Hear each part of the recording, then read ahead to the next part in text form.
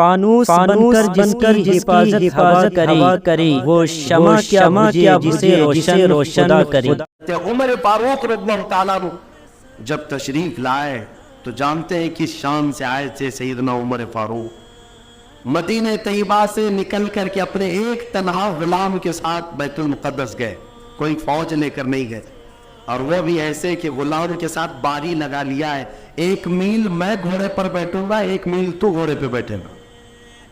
سفر میں 1 میل حضرت عمر بیٹھتے تھے گھوڑے پر، غلام رسی پکڑ کر چلتا تھا، 1 میل غلام بیٹھتا تھا، عمر فاروق رسی پکڑ کر چلتے تھے۔ دنیا کا اقتدار میرے آقا کے غلاموں نے یوں نہیں حاصل کیا، انہوں نے خود ہی کو فنا کر دیا تھا میرے آقا کی محبت میں۔ اور اتفاق ایسے کہ فلسطین جب پہنچے تو باری غلام کے بیٹھنے کی تھی، حضرت عمر رسی پکڑ کر کے بیت المقدس میں آ رہے ہیں، تو لوگ جو نئے لوگ تھے، عیسائی تھے، وہ سب جھپٹ پڑے امیر المومنین مسلمانوں کے، جن سے کیسو کسرا بھی کاپتے، گھوڑے پر تشریف لا رہے تھے، تو سب ان کے استقبال کے لیے تھے۔ جو غلام تھا حضرت ابو عبیدہ بن جراح جو صحابی تھے، انہوں نے چیخ کر کے کہا لوگوں گھوڑے پر بیٹھا ہوا امیر المومنین نہیں، رسی پکڑا ہوا امیر المومنین۔ اس شان سے وہ آئے اور اپنے ہاتھوں سے اس گنبد کے اوپر موجود پوری غلاظت کو حضرت عمر نے صاف کیا تھا۔ بیت المقدس کے ارد گرد جتنا کچرا تھا اپنے ہاتھوں سے صاف کیا، اور پھر وہاں پر اذان کی آواز گونجی۔ سیدنا عمر فاروق رضی اللہ تعالیٰ عنہ نے ظہر کی نماز وہاں پڑھائی اور عام خطبہ دیا، سارے لوگوں کو جمع کر کے کہا اب گھبرانے کی ضرورت نہیں، اس ارض مقدس میں اسلام آ چکا ہے، جو عیسائی جو یہودی خوشی سے رہنا چاہے اس پر کوئی زور زبردستی نہیں، وہ اس ارض مقدس میں اقلیتوں کے اعتبار سے رہ سکتا ہے، اسے امن و امان دیا جائے گا، کسی کی عبادت گاہ نہیں توڑی جائے گی۔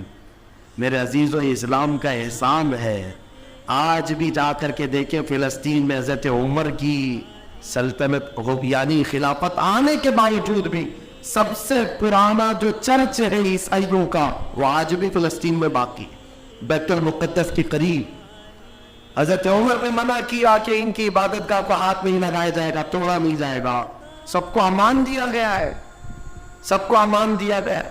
اگر ایسے ہی ہمارا تسلط ہر جگہ ہو اور ہم مندروں کو توڑنے والے ہوتے تو 700 سال میں پتہ نہیں کیا کیا صاف کر چکے ہوتے۔ اسلام اس کی تعلیم دیا نہیں، تمہیں آزادی دی ہے کہ جو تمہارے ماتحت ہیں انہیں اپنی عبادت کرنے دے دیا جائے، ذمیوں کو جو اپنے دین میں قائم رہنا چاہتے انہیں چھوڑ دیا جائے گا، انہیں مارا نہیں جائے گا۔ حضرت عمر فاروق رضی اللہ تعالیٰ عنہ کے زمانے سے لے کر بیت المقدس مکمل اسلام کے دائرے میں رہا، یہ تقریباً 200 سال تک چلا، تقریباً 200 سال تک۔ پھر خلفاء جو آئے، فاطمی خلفاء، عباسی خلفاء، سلجوقی خلفاء، جو خلیفے تھے آپس میں لڑ مر رہے تھے۔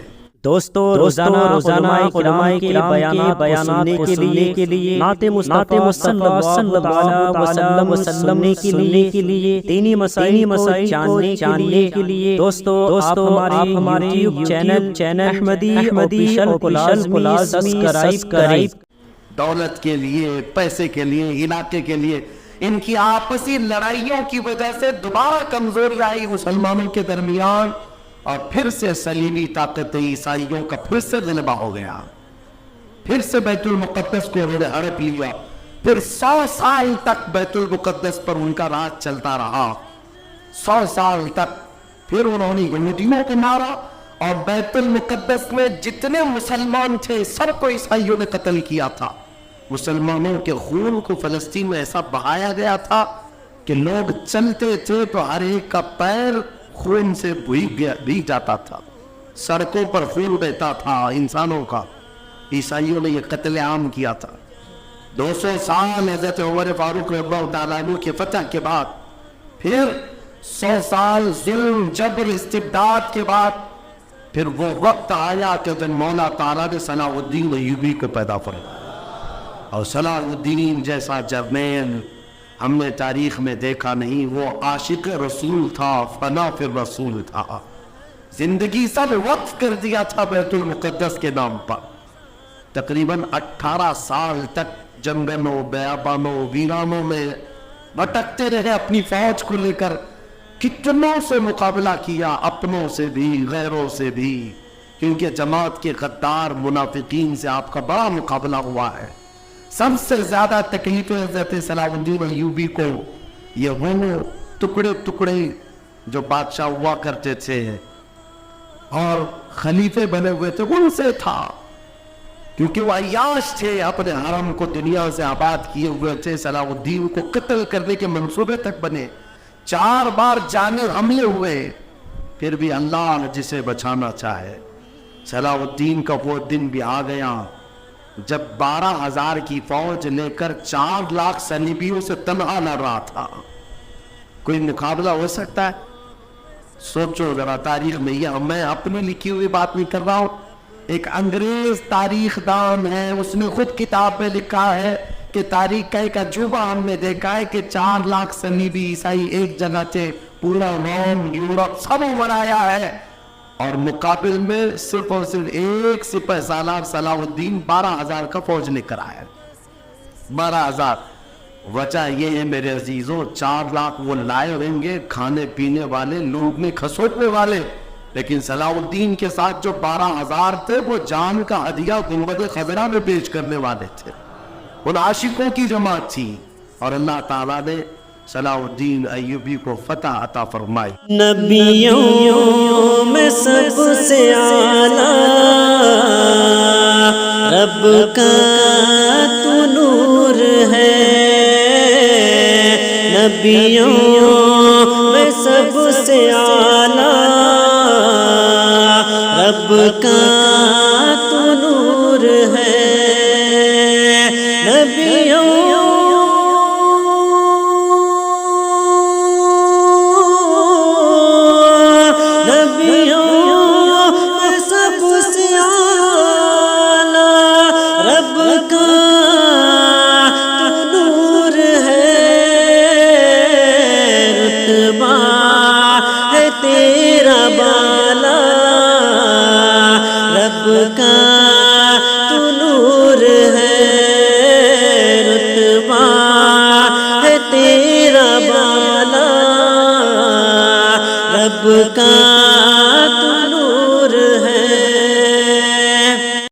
नबियों में सबसे आला रब का तू नूर है, नबियों में सबसे आला रब का तू नूर है। नबियों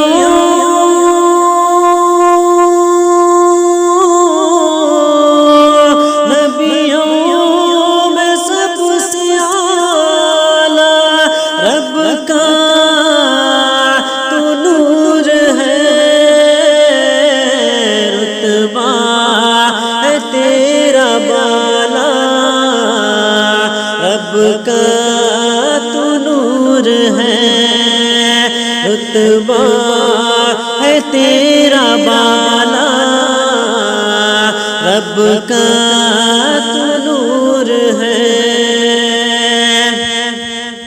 झुकता है तेरे आगे आली मकाम भी, झुकता है तेरे आगे आली मकाम भी, झुकता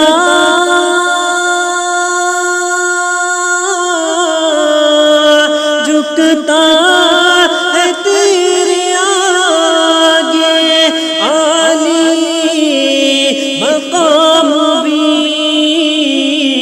सबका तू आका मौला, रब का तू नूर है। सबका तू आका मौला, रब का तू नूर है।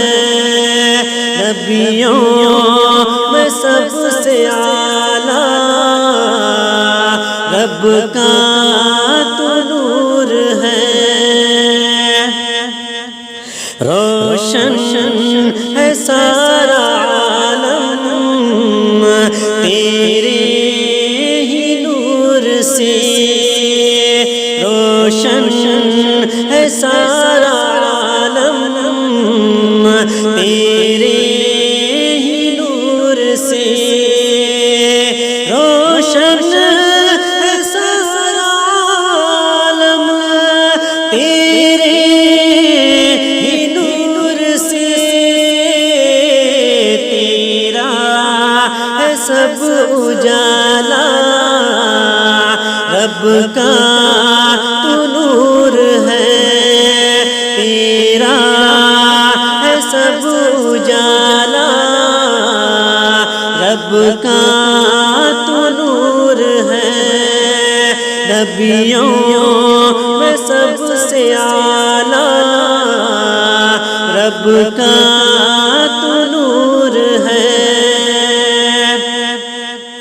نور خدا کا مظہر آقا کی ذات ہے، نور خدا کا مظہر آقا کی ذات ہے، نور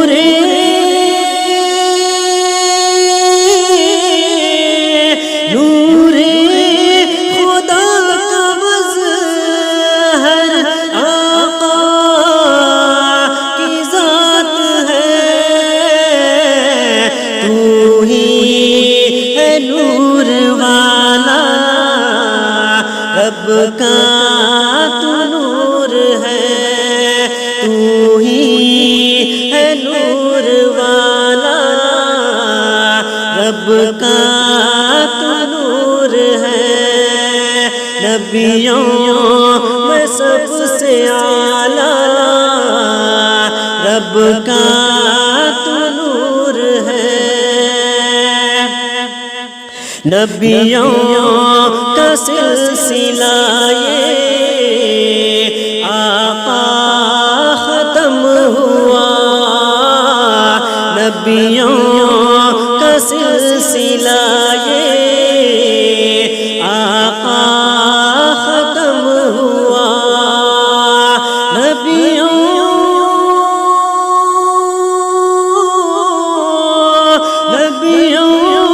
کا سلسلہ یہ آقا ختم ہوا،